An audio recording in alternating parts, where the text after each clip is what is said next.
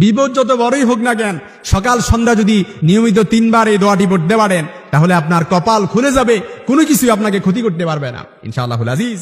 সামনে বিপদ, চারদিক থেকে অন্ধকার, কোনো দিকে বেরোবার রাস্তা খুঁজে পাচ্ছেন না, ওই মুহূর্তে আপনি যদি এই দোয়াটি 3 বার করে পড়তে পারেন, কিংবা নিয়মিত যদি আপনি আমল করেন, বিপদের মধ্যে পড়ে গেছেন, ওই বিপদ থেকেও আল্লাহ পাক আপনাকে হেফাজত করবেন, আল্লাহ পাক আপনাকে প্রোটেক্ট করবেন।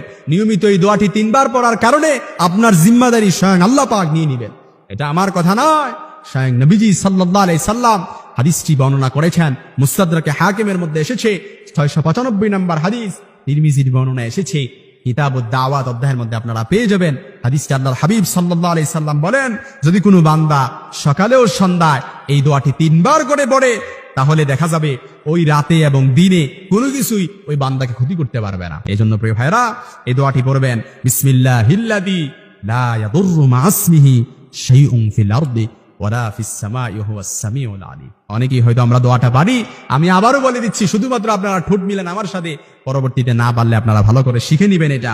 বিসমিল্লাহিল্লাযী লা ইয়াদুররু মা ইসমিহি শাইউন ফিল আরদি ওয়ালা ফিস সামাই ওয়া হুয়াস সামিউল আলিম।